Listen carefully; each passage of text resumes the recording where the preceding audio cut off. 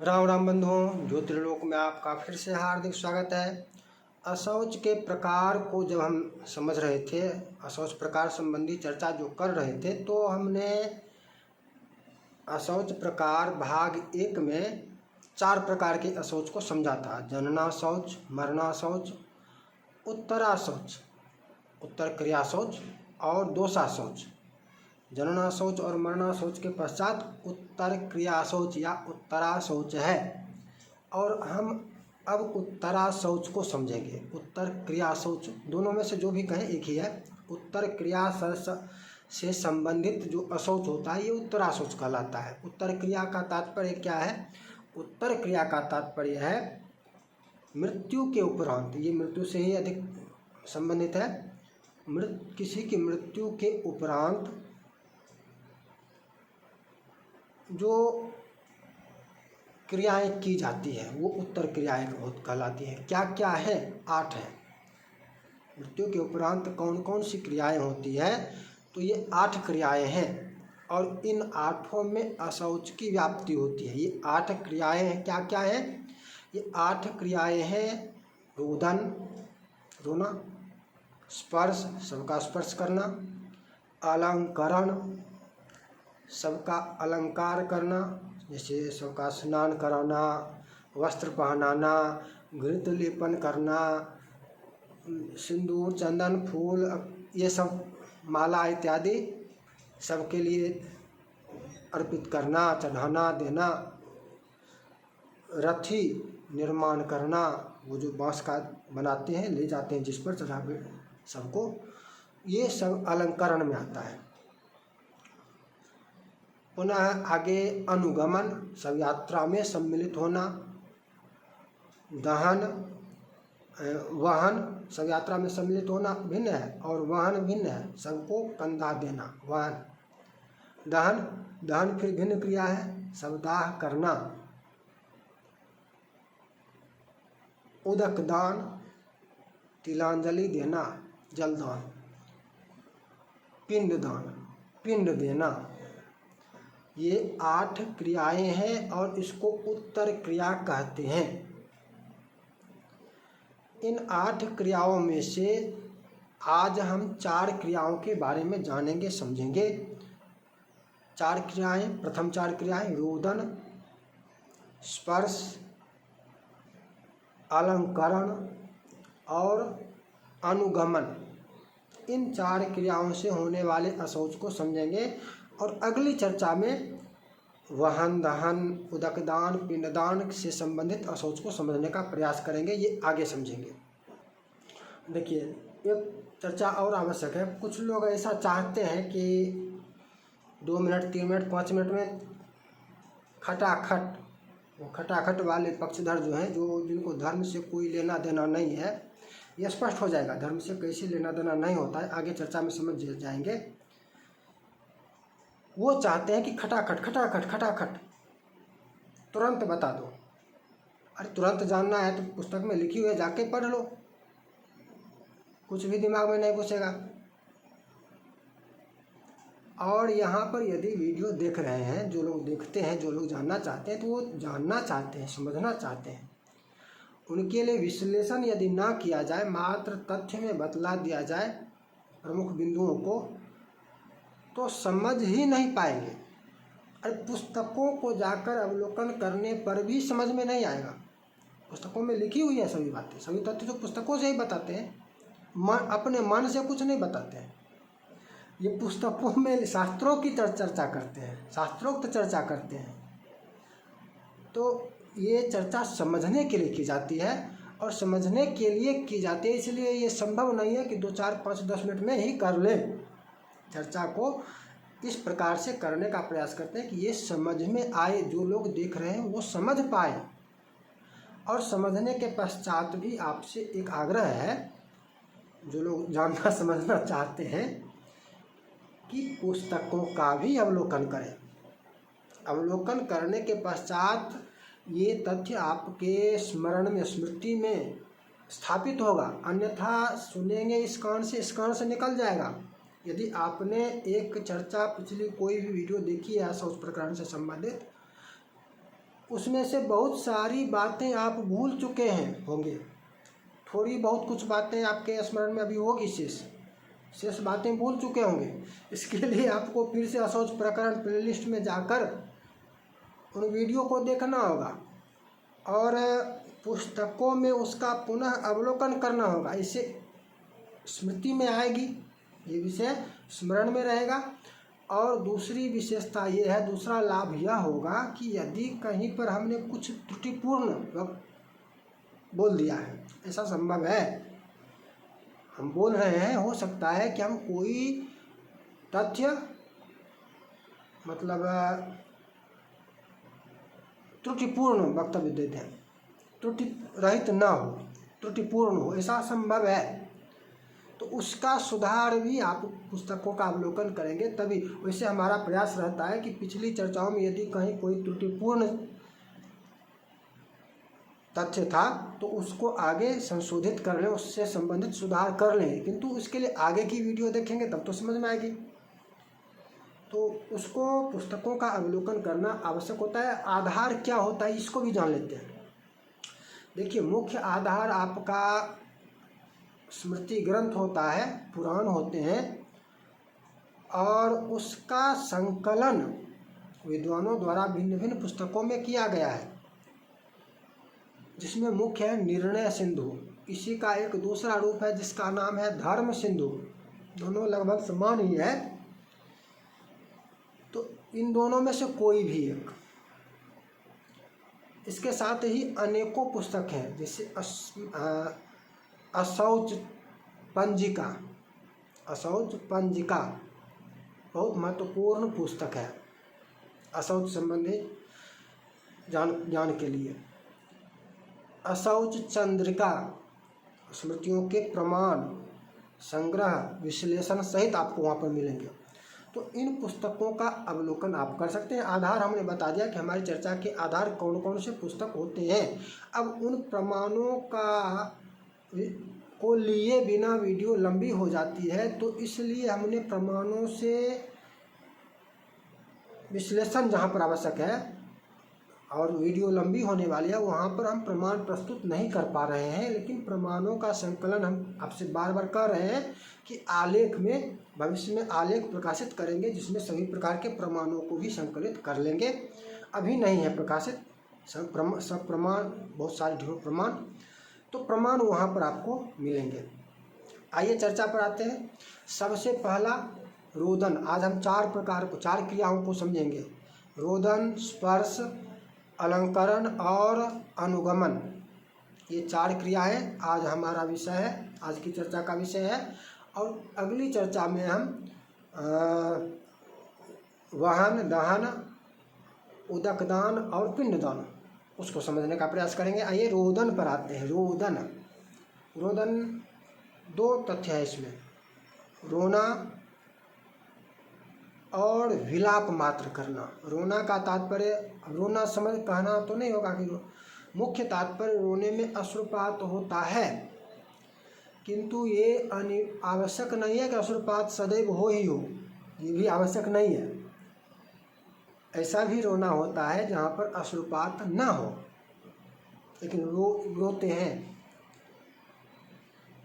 और दूसरा होता है विलाप व्यक्त करना, विलाप करना, बंधुओं के प्रति जिसको सहानुभूति व्यक्त करना कहते हैं, विलाप करते हैं। रोते समय उसके साथ सम्मिलित होते हैं, स्वयं नहीं रोते हैं लेकिन उसके साथ सम्मिलित विलाप करते हैं, थोड़ा बहुत बोलते हैं, दुख व्यक्त करते हैं, विलाप। इसमें 2 भेद हो गए। और एक प्रकार से 2 भेद है, 2 भेद पुनः समझना होगा। एक है अस्थि संचयन से पूर्व रोना, दूसरा है अस्थि संचयन के उपरांत रोना। अब अस्थि संचयन में जहाँ पर अस्थि संचय नहीं होता है, जैसे गंगा के तट पर जो शवदाह होते हैं उनमें अस्थि संचय नहीं होता है, वो तत्काल वहाँ पर अस्थि विसर्जन गंगा में कर देते हैं। जिनको गंगा में अस्थि विसर्जन करना है किंतु वास कहीं और है, रहते दूर हैं गंगा तट से, गंगा तट पर जाकर शवदाह नहीं कर रहे हैं, वो अस्थि संचय करते हैं, और उनके लिए ये दिन की संख्या के अनुसार समझना होगा। अब जहाँ पर अस्थि संचय होता ही नहीं, वहाँ पर दिन की संख्या मात्र से समझेंगे। ब्राह्मण के लिए चौथे दिन, क्षत्रिय के लिए 5वें दिन, वैश्य के लिए 7वें दिन और शूद्र के लिए 10वें दिन। ये विधान है अस्थि संचय का। तो तीसरे दिन तक, ब्राह्मण के लिए तीसरे दिन तक जहाँ अस्थि संचय नहीं होता है, अस्थि संचय जहाँ हो रहा है वहाँ पर अस्थि संचय लेना होगा। चौथे दिन में भी जब तक अस्थि संचय ना हुआ हो तब तक का काल। जहाँ पर अस्थि संचय होता ही नहीं है तो तत्काल गंगा तट वालों के लिए अस्थि विसर्जन कर देते हैं। वहाँ पर दिन की संख्या 3 दिन, क्षत्रिय के लिए 5 दिन, क्षत्रिय के लिए 4 दिन, वैश्य के लिए 6 दिन और शूद्र के लिए 10 दिन। ये संख्या है यदि अस्थि संचय नहीं हुआ तो। अस्थि संचय यदि होता है तब तो अस्थि संचय कब हुआ ये तो ज्ञात होगा, ये तो समझेंगे कि अस्थि संचय हुआ या नहीं हुआ है। तो इसको भी, ये दोनों भेद भी इसमें आवश्यक है, इसके अनुसार भी अंतर होता है। अब यहीं पर आता है ये मैं भी हिंदू हूँ कहने वाले, मैं हिंदू नहीं हूँ क्या? बहुत लोगों को आप डिबेट में बोलते सुनते होंगे, मैं नहीं हूँ हिंदू क्या, मैं भी हिंदू हूँ। अभी तो वही लोग जो धर्मद्रोही हैं, जो अधर्मी हैं, नास्तिक हैं, वही लोग कहते हैं कि मैं ही असली हिंदू। ऐसा भी कहने वाले आ गए हैं, ऐसा भी कहने वाले आ गए हैं। वो भाईचारा वाला सेकुलरिज्म जिसके अंदर है, सेकुलरिज्म का कीड़ा जिसके दिमाग में है, वही वो वर्ग वो कहता है मैं असली हिंदू हूँ, अथवा वो प्रश्न करता है मैं हिंदू नहीं हूँ क्या। आगे जाकर इस पर विस्तृत चर्चा करेंगे। यहाँ भी स्पष्ट हो जाएगा कि जब जनाजे में जाते हो, उसका भोजन करते हो, उसके उत्सवों में भाग लेते हो, तो उस समय तो तुम्हारा हिंदुत्व तो समाप्त हो जाता है, तुम्हारा धर्म भ्रष्ट हो जाता है उसी समय। तो तुम कैसे हिंदू हो? यद्यपि उत्तर उनको नहीं दिया जाता है, जो उस उत्तर देने वाला पक्ष होता है उसको ये उत्तर नहीं देता है, क्योंकि ऐसी चर्चा आपको कहीं पर मिलने वाली नहीं है। पुस्तकों में ही रखी हुई है, ये सब चर्चाएं पुस्तकों में ही है अब, इसलिए चर्चा बहुत महत्वपूर्ण है। रोदन, आप एक बार प्रश्न कीजिए मन से, जहाँ कहीं भी है, जो कोई भी है, पड़ोसी कोई भी वर्ण हो, चारों वर्णों में से 4 वर्ण हैं, ब्राह्मण क्षत्रिय वैश्य शूद्र, कोई भी वर्ण हो पड़ोसी, तो उसकी मृत्यु में सब आपस में एक दूसरे में जाते हैं या नहीं जाते हैं? जाते हैं। रोते हैं अथवा नहीं रोते हैं? रोते हैं। मैत्री संबंध है, दूर से है, तो बाद में जाते हैं या नहीं जाते हैं? घनिष्ठ मित्रता है तो जाते हैं। विलाप कर दुख व्यक्त करते हैं, विलाप करते हैं, नहीं करते हैं? करते हैं।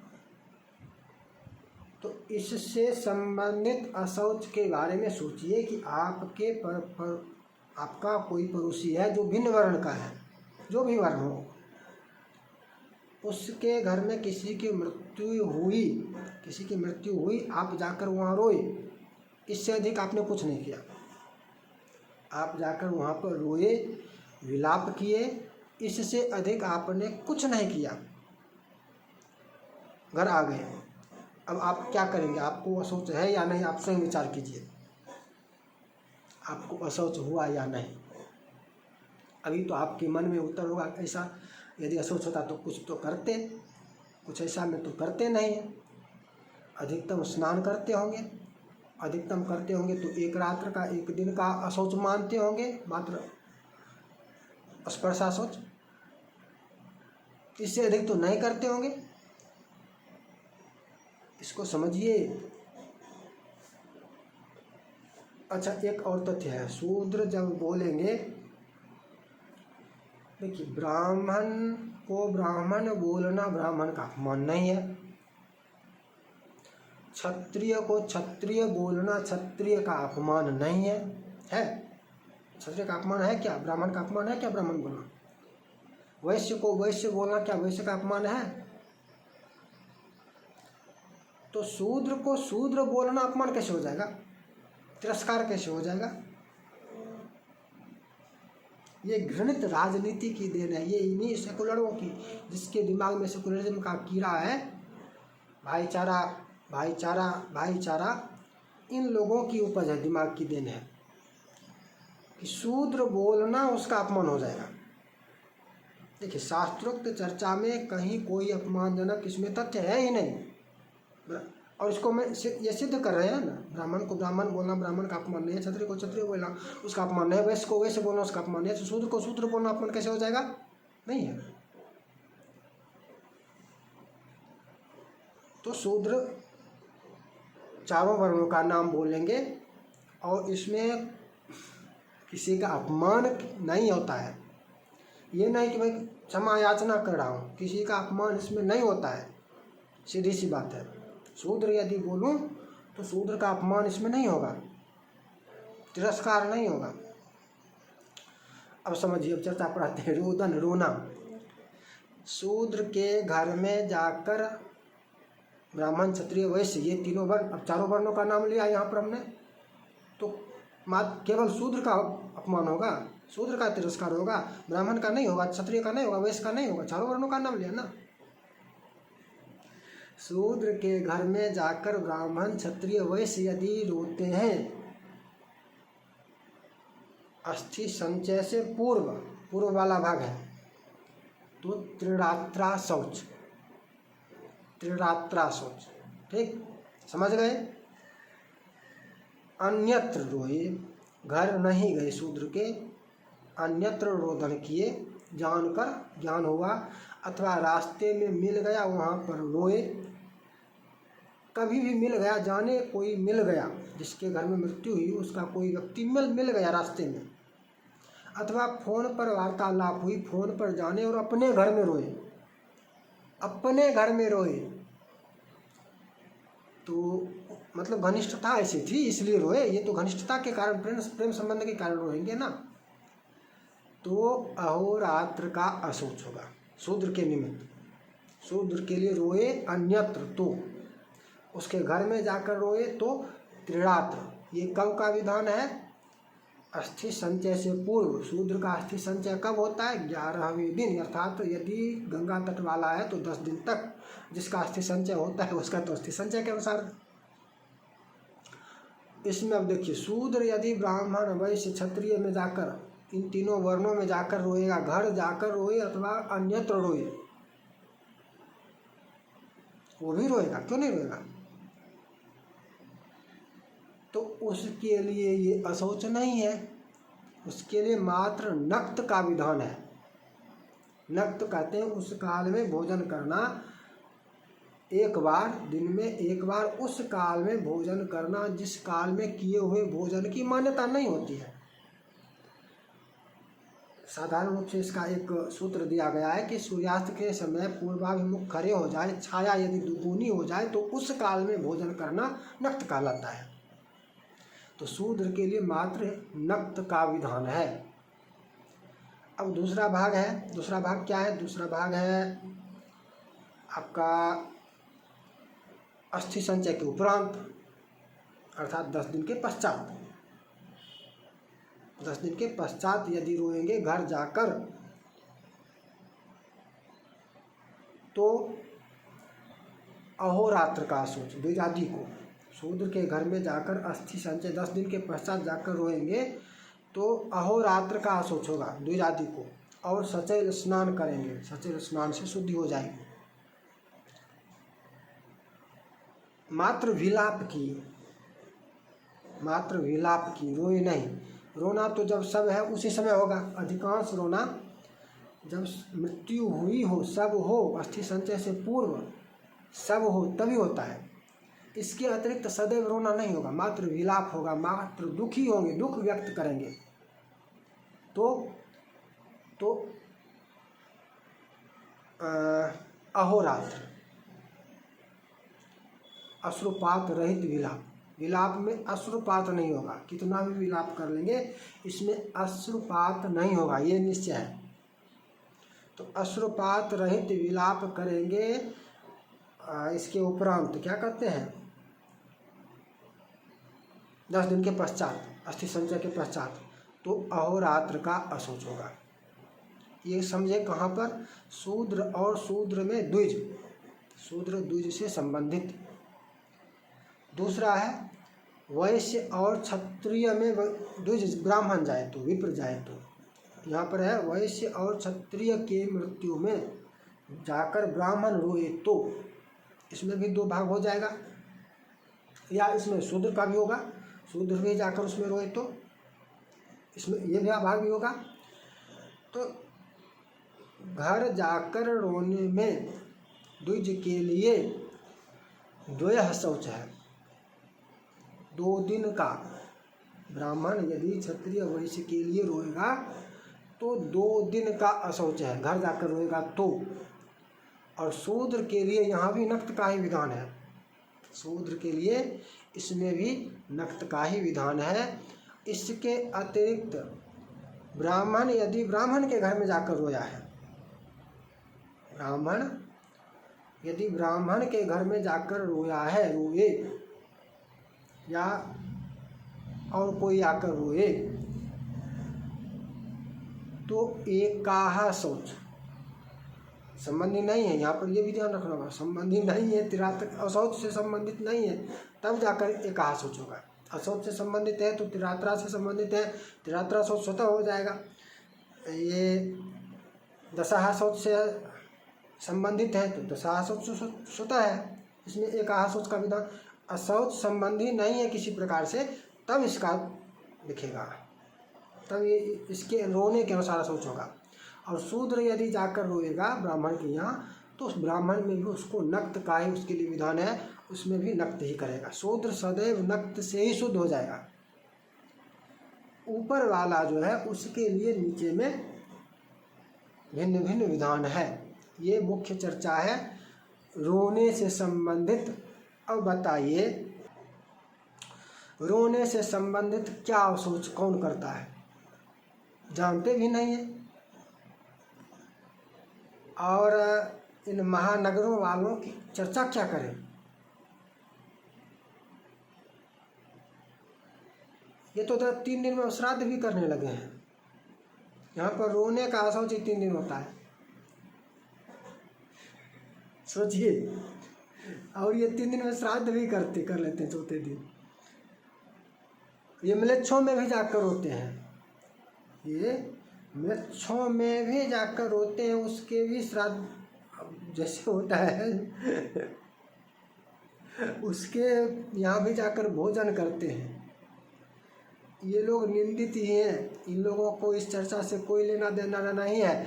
और यदि इस प्रकार की चर्चा का कोई विरोध करता है तो ये यही लोग भाईचारा वाले और महानगरों के निवासी लोग होते हैं जो स्वयं को शिक्षित कहते हैं। कहने के लिए कहेंगे मैं भी हिंदू हूँ, मैं भी धर्म मैं मानता हूँ। मूर्ख जाहिल, धर्म मानते तो धर्मशास्त्र को क्यों नहीं मानोगे। धर्म मानता हूँ, मैं भी हिंदू हूँ, और शास्त्रों में जो लिखा है उसको नहीं मानोगे। शास्त्रों में सिर्फ विश्वास ही नहीं तो तुम कैसे हिंदू हो, नहीं हो हिंदू। उन महानगरों के लोगों के लिए, उन भाईचारा निभाने वालों के लिए है जो मिलिट्रियों में जाकर टोपी पहनते रहते हैं, उनके लिए। वो तो सदैव सोच उसका शुद्धि, उसकी शुद्धि ही नहीं होगी। ये चारों वर्ण परस्पर शुद्ध होंगे। मिलिट्रियों में जाकर जो रोना धोना खाना पीना करने वाला है वो सदैव अशुद्ध ही रहेगा। ये दोषा शौच अलग समझेंगे, उसका अशौच समाप्त ही नहीं होगा। और वो कहता है मैं हिंदू हूँ, मैं हिंदू नहीं हूँ, क्या अधर्मी है, नास्तिक है, पापी है। इससे वार्तालाप भी ऐसे लोगों से नहीं करनी चाहिए। तो ये रोने से संबंधित चर्चा थी। अब आइए स्पर्श पर आते हैं। स्पर्श, सबका स्पर्श किए तो रोए नहीं, ठीक, अनुगमन नहीं किए, वहन दहन कुछ नहीं किए, रास्ते में मिला या कहीं भी मिला या घर जाकर ही किए, सबका स्पर्श किए, सबको जाकर प्रणाम करने की व्यवस्था होती है। लोग आते हैं और सबको प्रणाम करते हैं या नहीं करते हैं? स्पर्श तो होगा। सबको उठाए, स्पर्श हुआ। सबको छुए, स्पर्श हुआ। स्पर्श का भी विधान है, स्पर्श से भी अशौच होता है, किंतु इस स्पर्श का रात में हो तो रात भर, रात में स्पर्श किया हो तो रात भर, दिन में स्पर्श किया हो तो दिन भर, किंतु एक विशेष शर्त है इसमें। शवस्पृशो ग्रामम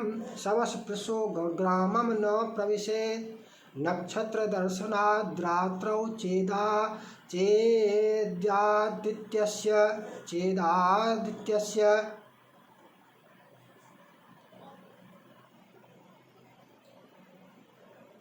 शवस्पृशो ग्रामम न प्रविशेत्, हारित का वचन है। सब स्पर्श करता, यदि किसी सब का स्पर्श किया है, अब किसका, यहाँ भी सपिंडा आदि का, जिसका शौच संबंधी है उसको छोड़कर चर्चा होगी, ये जान लीजिए।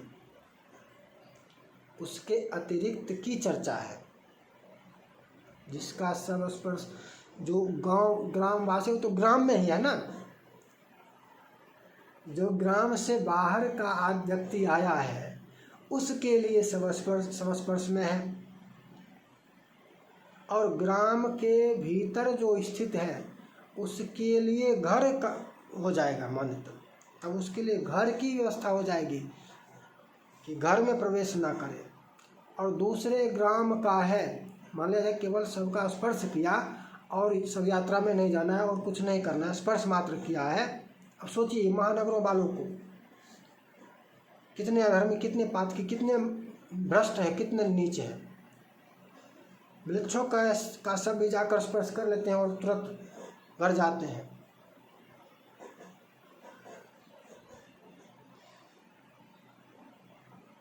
कर्मचारियों के लिए नहीं होता है, ये भी जान लीजिएगा। वो जो पोस्टमार्टम करने वाले ये सब होते हैं वो तो रात दिन स्पर्श ही करते हैं। पुलिस स्पर्श में इन सब को छोड़ दीजिए। घर में रहने वाला व्यक्ति जो है सामान्य कर्म के अतिरिक्त कर्म विधान से पुलिस ड्यूटी ऑन ड्यूटी यदि करेगा, पुलिस के लिए भी ऑन ड्यूटी और ऑफ ड्यूटी में माना जाएगा। ऑन ड्यूटी में अशौच नहीं होगा, ऑफ ड्यूटी में पुलिस को भी अशौच होगा, वो तो उसमें पुलिस नहीं रहेगा। तो सब स्पर्श का शौच होता है। रात में स्पर्श किए हैं, दिन में स्पर्श किए हैं, पहले इस काल का विभाग करना होगा। दिन में यदि स्पर्श किए हैं सबका, तो तारा जब तक उदय ना हो अर्थात रात ना हो जाए, तारा देखकर ग्रामम न प्रविशेत् नक्षत्र दर्शनात्, ग्रामम न प्रविशेत् नक्षत्र दर्शनात्, नक्षत्र दर्शन करने से पूर्व, नक्षत्र दर्शन होने से पूर्व ग्राम में प्रवेश ना करे, इतने काल तक अशौच होता है सब स्पर्श का। और जो गांव में ही हैं, अन्य हैं, मतलब अशौच से संबंधित नहीं है, उनके लिए घर में प्रवेश का निषेध हो जाएगा। यदि ऐसा लिखा हुआ नहीं है, उसके लिए ग्राम एक ही स्थान पर है, एक ही गांव में है, तो उसके लिए घर का प्रवेश होगा। मानिए उसके लिए ग्राम का तात्पर्य घर होगा। नहीं समझ रहे हैं? गांव में जाकर देखिए तो आपको घर के बारे में गांव बोलेंगे।